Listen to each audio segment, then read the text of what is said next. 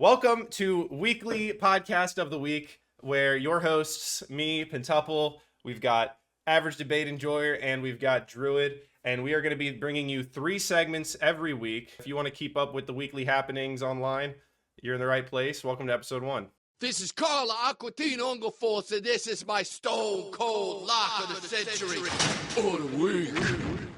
I'll be doing misconception of the week. Tyler, Average Debate Enjoyer, and I'm going to cover usually retard of the week. And yeah, I'll be introducing a British cigarette every single week. There'll be a Democrat from California who's an absolute faggot. Every week, we'll try to join together and do the misconception of the week, retard of the week, fact of the week. So, first, our misconception of the week. Jimmy Kimmel's temporary firing was the biggest First Amendment infringement of our generation. Jimmy Kimmel's show is governed by the FCC.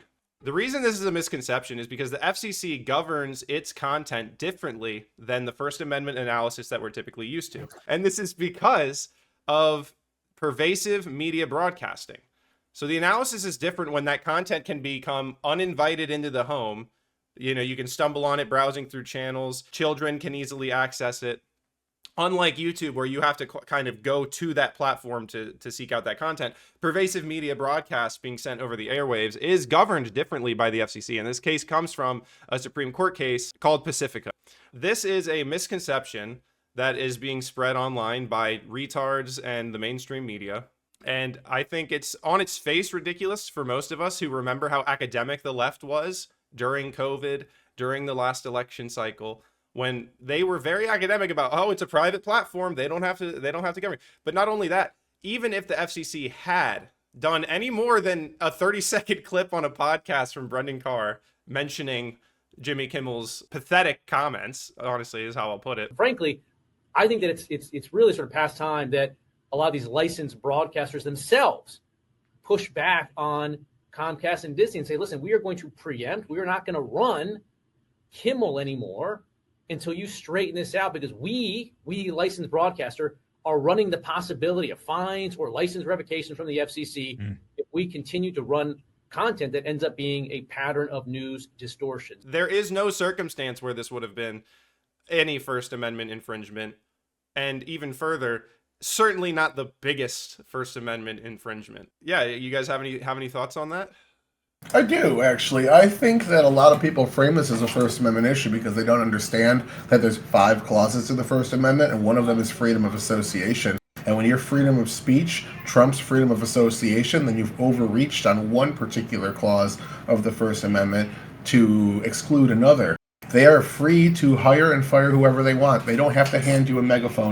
Nobody is suing Jimmy Kimmel for his speech. Nobody is legally going after Jimmy Kimmel for his speech. This is the game, the word game played by dishonest people, cough-wick, who pretend they're free speech warriors when it's somebody on their side getting persecuted.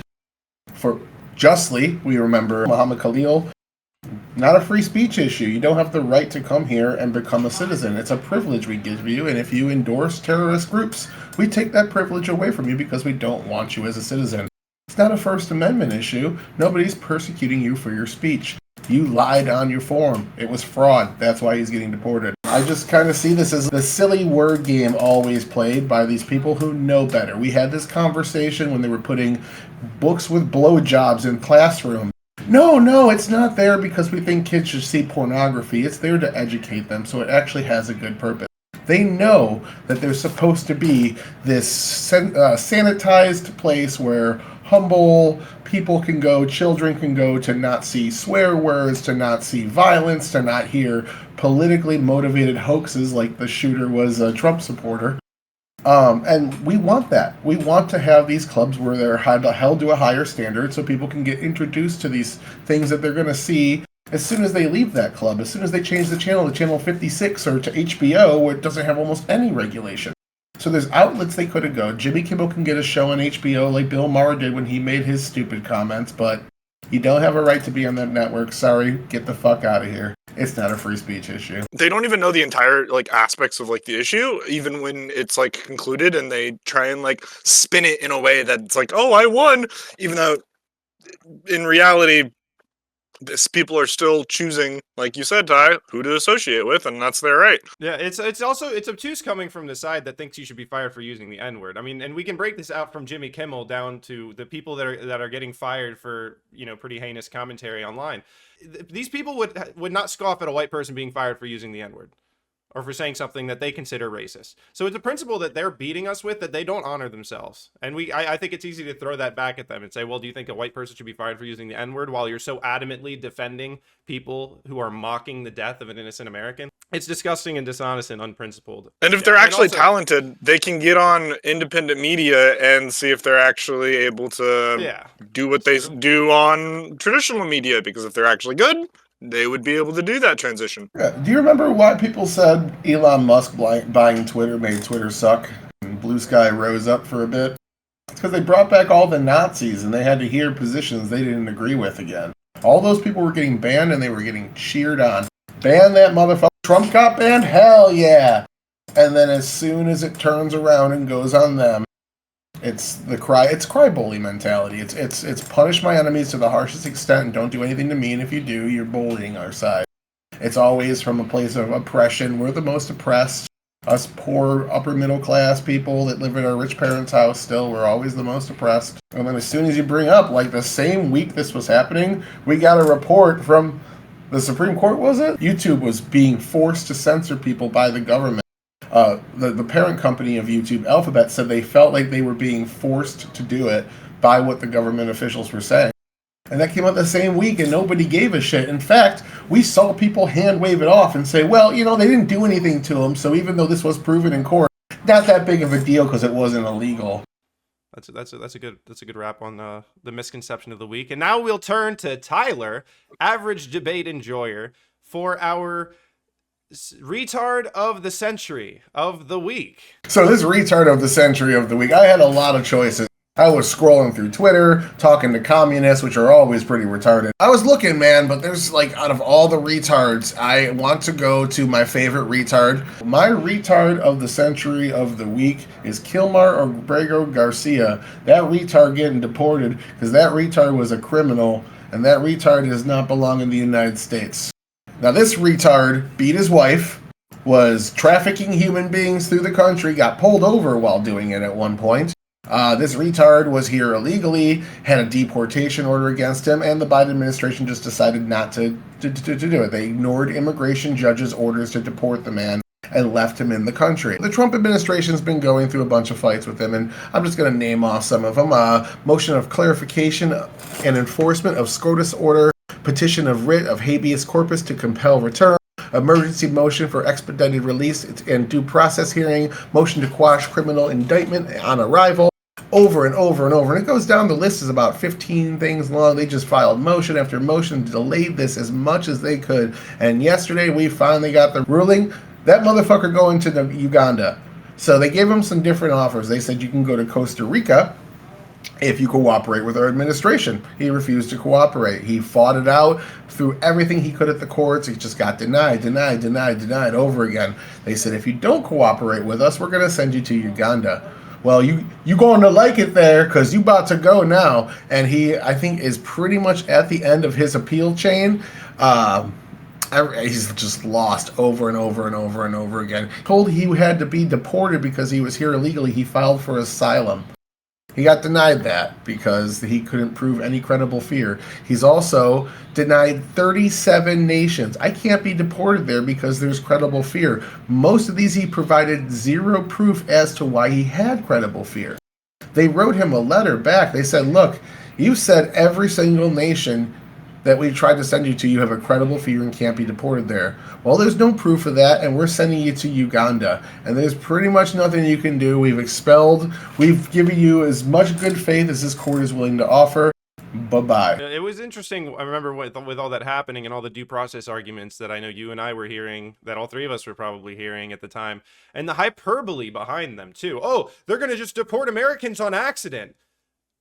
Which is, I mean, you don't have to be an expert in the legal system to understand how ridiculous that is. This was an MS-13 gang member. We had records of him being stopped, I think it was in Tennessee, mid-trafficking humans from Texas to Maryland. This is not somebody that should be in our country. The fact that they ran this much cover for him, and really you could, who knows how much of these decisions Abrego made without immense pressure from these activist attorneys that he has.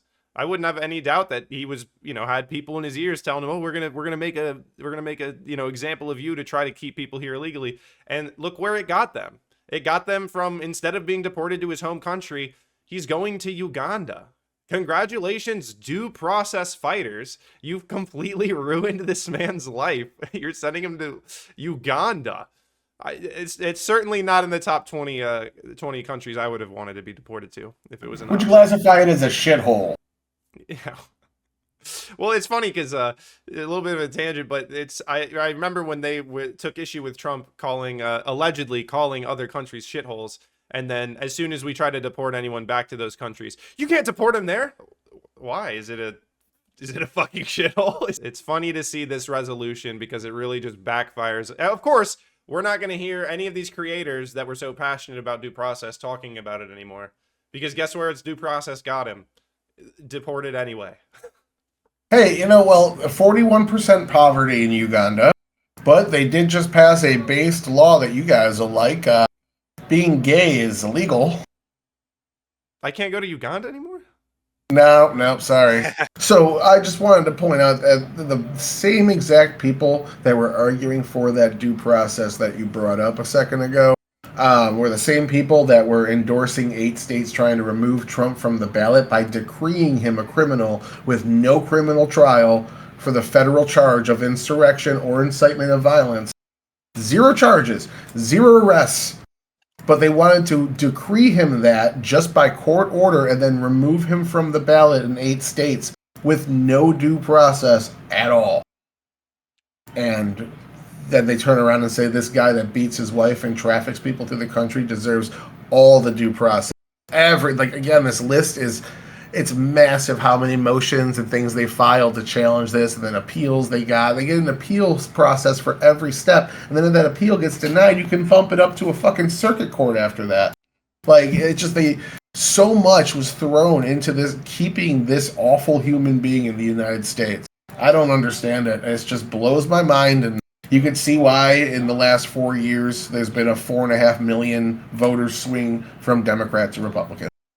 It's also a glaring hypocrisy when these people will comb through every single rule to prevent the deportation of anybody, especially someone like Kilmar Abrego Garcia, when they obstruct nearly every action of immigration and customs enforcement.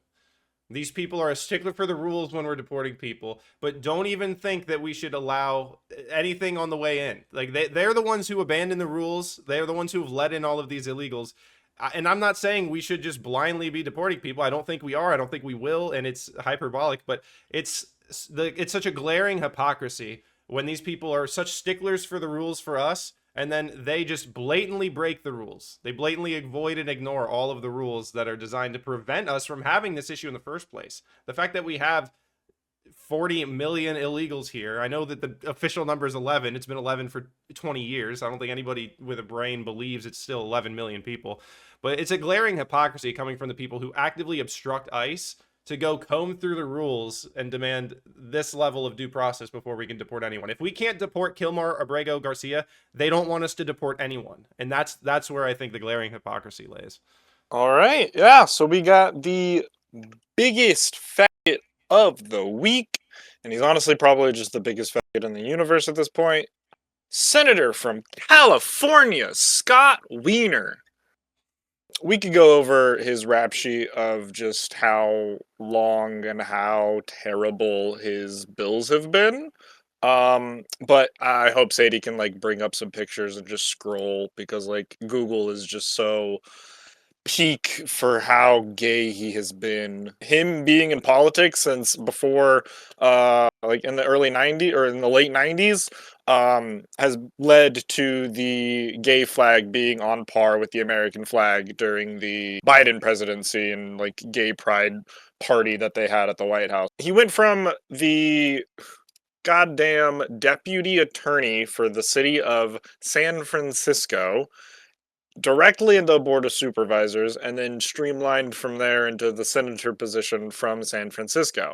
So he has been a backbone of the Democrat for before 9/11. The most recent, just terrible bill of just like, how did he possibly pass the bar and actually achieve his JD from Harvard when this guy is doing bills, the No Secret Police Act, SB 627, trying to ban ICE from wearing masks, when for 4 years they were saying that everyone has to wear masks so that they didn't get COVID. On top of the fact that this is just goes against all of our principles as a federalist government, is that the states don't get to tell federal law enforcement how to do their jobs. They can not cooperate like on moonshine, but like, you don't get to tell them that they can't wear masks. So let's just go over a couple more of the bills that are like on a quick list that I got up.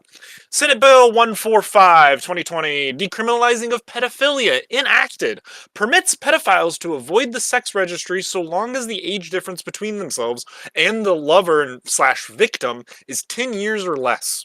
Assembly Bill 957, transition your child or lose custody. Thankfully, this was vetoed. For whatever reason, Gavin decided to do that, which would have mandated that judges have to give custody to the parent who is willing to support and affirm the gender identity of the child. Forced social and medical transition. Next, Assembly Bill 665, state-sanctioned kidnapping, which has been enacted, actually, which permits a children 12 and older to emancipate themselves and go to a government-affiliated shelter for any reason without any claim of danger even in the home.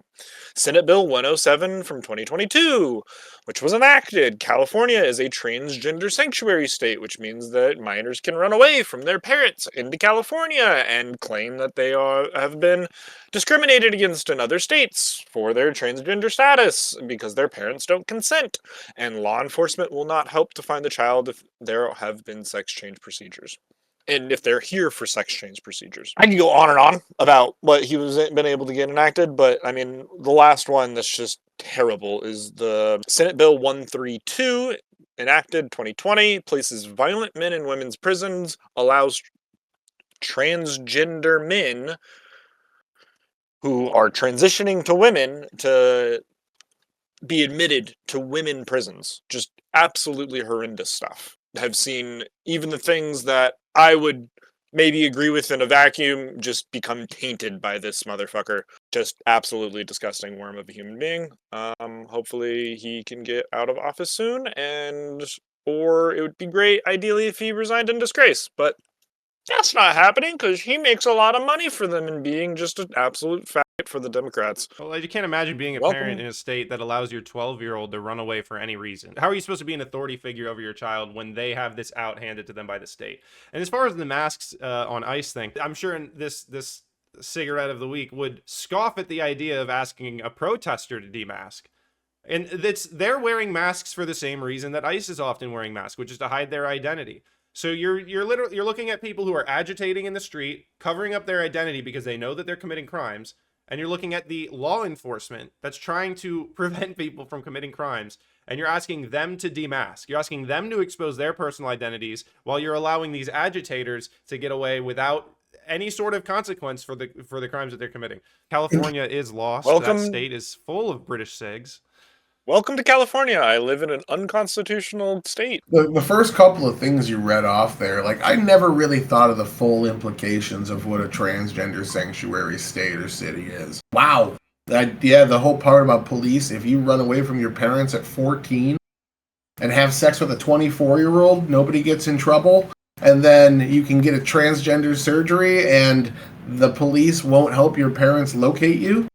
That's fucking crazy. So there's a lot of things I found about the guy that does. His big push is affordable housing. He really likes affordable housing. Push, like, clearly looking at whatever polls best with retards. Yeah, well, that's what happens when you get into these blue and red lockdown states. Is instead of giving them the best policy, it's who can run further to the left or the right to appease the majority, and that's kind of what they do. Like, that's why Kamala Harris was never going to win, because she's only ever competed against other Democrats, so she only knows how to go left of her competition. And he's just got the most, like, ironic name for this, too. Like, you just couldn't have made a better, like, just fucking stereotypical British SIG character than just Scott Wiener from San Francisco. He went to Harvard, and he's done only fucking up San Francisco with his fucking Harvard JD degree.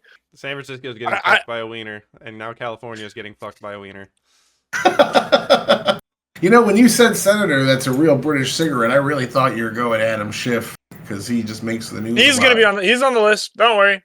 SB 357 repeals loitering laws used to target sex workers and transgender individuals for suspected prostitution. Yeah, this is called the Safer Streets for All Act. More prostitutes and fucking degenerate trains. Bro, I was with my like entire family basically, and we took a wrong turn down this just random street and there was just prostitutes just like up and down this just like residential place. It looked like some place you would go over to like a friend's house to like play some Xbox, and it's just like 10 o'clock. Them ladies would be walking up and down. I'm working on a crime document where I go through a lot of like the particulars of what these cities have done to reduce low-level crimes. Like you see, crime's dropping, all these low-level crimes are dropping, and you find out that like misdemeanors are just getting repealed. Felonies are getting taken down to misdemeanors and a lot of things. Like you could hold somebody at gunpoint in New York City and rob them, and you'll get released that day with no bail. Like, just let out. Okay, we booked you. Come back. It wasn't violent. He didn't pull the trigger. It wasn't harm anybody. You know, it's fucking the implication of harm. You know, nobody cares about that. I'm just glad that I have a flag already for when California falls. Like the NCR is just such a nice roll off the tongue, and like the two-headed bear. Oh. Just peak. I will say I didn't know about this law that they passed in California that lets your 12 or 14-year-old run away for any reason and be held by the state. You cannot raise a child in those circumstances. That's unbelievable. Not even California children. It was a trans sanctuary state. So if you are not from California and you run away and make it to California, they will not, and you get like any sort of trans shit done to you, they will not, the law enforcement of California will not. They literally are breaking the reciprocity clause in the Constitution, like just flagrantly. And they've won on it in court. Like they literally got a dad who mom took the child off to California to trans him, and the dad loses all custody, all parental rights, just because they've been infected with delusion and they don't actually have real help. The state of California says that I have to pay for the chemical and physical castration of my son as child support. I'm not going to pay that child support. I'm not going to pay anything to hurt my son. And that means you'll be going to prison? California is going to send me to prison for that. So, Jeff, you are going through something. You've been going through something that is probably a father's worst nightmare. Yeah. Tell me when this started. Started when my son was about 2 years old. My ex-wife, who's a pediatrician in Capel, Texas, started thinking that he might be a girl and started trying to transition him to a girl. And when I tried to put a stop to that, she filed for divorce and used her relationships with care providers to force me out of my house. And so I moved about a mile up the road from my sons. She filed for divorce formally, and I had 50-50 custody of him. And just after his third birthday, you know, I took the first iPhone video I'd ever taken, and it was him telling me that he thought he was a girl because his mommy tells him a girl. You can go on YouTube and just search for "Mommy Says I'm a Girl." You'll find that video. She was telling him things like, you know, she would put him into timeout and say, "Don't be a boy. The monsters only eat boys," and weird things like this. And she began to then socially transition him, and that led to a titanic battle in the state of Texas that culminated in me getting the procedures outlawed in Texas. And the political establishment in Texas allowing her to come to California so she could still castrate him even though I got it outlawed. This dude fucking sucks. Get him out of office. Scott Wiener sucks wiener. He Scott sucks Wiener all the sucks wiener. wiener. He takes all the wiener. He literally takes fucking wiener. He is literally the goddamn Democrats' like wiener punching bag so that they can just fucking have a goddamn gimp. I swear to God, he is the Democrat gimp. Yeah. Well, I mean, at the end, remember when they canceled? You guys remember when Milo got canceled after that Joe Rogan thing? Yes. Yeah, it was for saying that he was for this bill, basically, that Scott Wiener passed through in 2019 that allows a 14-year-old boy to have sex with a 24-year-old man, and the 24-year-old man will not be registered as a sex offender. All right. Thank you all for joining our weekly podcast of the week. Big shout out to Sadie Girl 216. Go give her a follow on Twitter. Whether you're watching this on my channel, Tyler's, or Druid's, give us a like, give us a subscribe, and expect to see us next week. And remember, guys, don't have misconceptions, don't be a retard, and don't be a faggot.